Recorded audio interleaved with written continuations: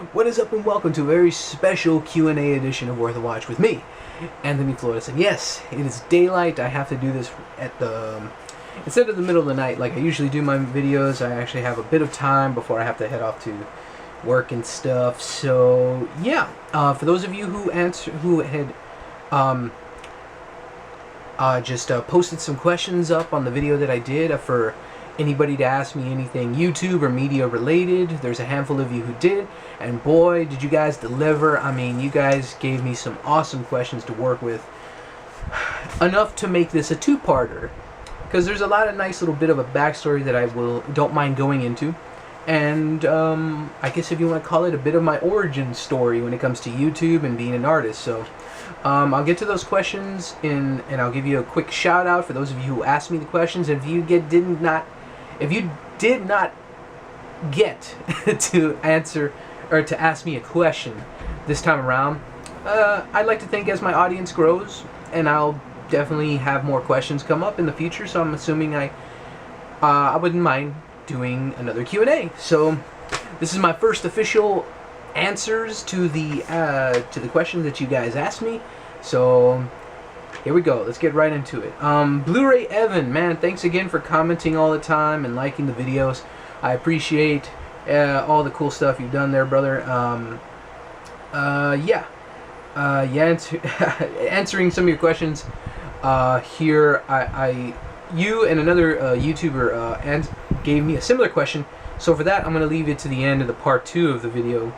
But I will answer 4 of the 5 questions right off the bat here that you asked me. First up, favorite movies of all time. I definitely want to do a top 10 list eventually, especially when I'm able to edit again.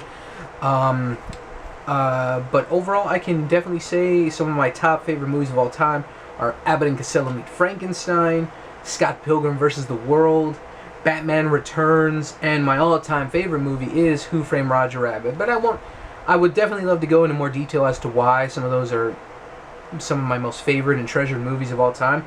But that's just a quick gist for that, just a quick answer for that question. The second question, how many movies, you said contest, but I'm assuming you meant how many movies are in your collection. So I will answer this. I got a little bit over 150 Blu-ray titles. That's including movies and a few TV shows I have on Blu-ray. As for everything though, I'm not too sure, but I love using the Blu-ray app. That is a very, very awesome app. It's a Blu-ray.com app, and for those of you who do not have a way to really have your collection listed digitally or anything, or do it on your computers, that's an awesome way to do it. I highly recommend it. It's pretty cool, adding all the different editions. It's worldwide too, so if you're by some chance in another location around the world, it also has different editions worldwide, so it's pretty legit in terms of an app as well as a website, so I highly recommend checking that out. The third question, how many movies have you watched this year? Unfortunately, I haven't watched that many movies in terms of new releases. In terms of just movies in general that I checked out on my own, that's kind of hard to say. I've viewed and streamed various movies online this year, or rented a few, and in terms of just movie theater experiences, I've been to about 30 or 40. This year has been kind of a hit or miss, especially for this summer. I've had no interest in checking out a lot of these movies. They're just so bland looking and so meh, and there's just some genres I'm just not interested in. And I definitely try to go outside my comfort zone for that, but I eventually just like to rent them, or I like to stream them, so that's the reason why I haven't seen as many as I usually do. But I think I've seen about 30 or 40 movies in the theater this year, if that's what you meant. Aside from that, I'm not too sure. And the fourth and final question, favorite sports team. Being here from San Antonio, Texas, I gotta love me some San Antonio Spurs, man. I've been a fan since I can remember, and Tim Duncan, the main MVP, the two-time MVP, or I forget how many times he's won, and just all-around 5-time world champion, man.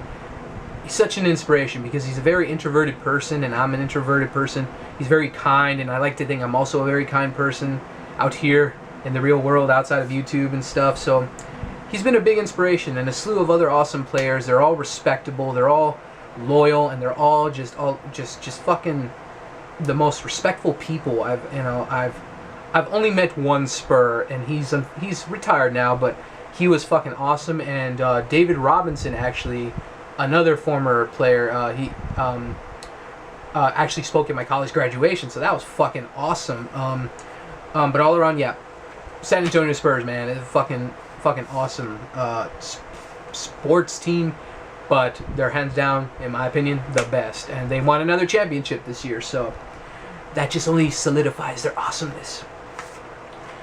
And let's see, I will answer the question from William Alvarado. Thanks, William, again for commenting and liking stuff and everything, and enjoying my content. Thanks again for commenting on this time around. You asked, what intrigued you to become an artist? Now, that's a very loaded question.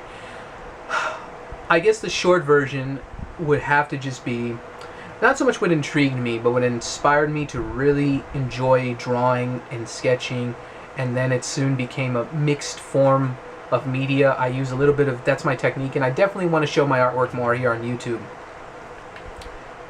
If I can find a way to do it without editing, I will, but my father was an artist, and he knew how to draw very well, he knew how to paint. He was more of an abstract artist, though.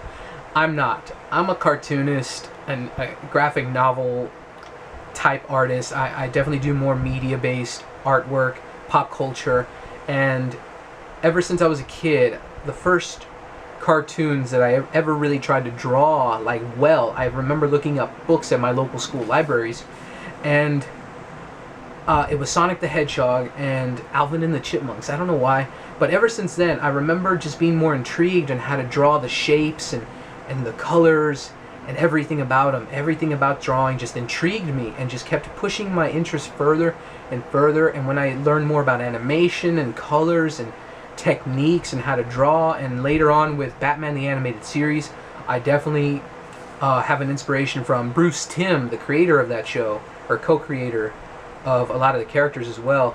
And I loved his angular designs. I loved the Art Deco style that he helped create for the Batman animated series. And then eventually through art history in college, I took a huge inspiration from Andy Warhol. I mean, if that guy made soup cans a fucking art icon, the guy was a genius, and very eccentric guy, but I took a lot of inspiration from him. I was very fortunate to check out one of his exhibits a couple years ago, or 4 years ago maybe. But it was awesome to see his artwork in person, and there's a slew of other inspirations in terms of art, but the short version is I grew up drawing. My father taught me a little bit of stuff, and sadly he's no longer in my life, but that's a whole other story, as I said.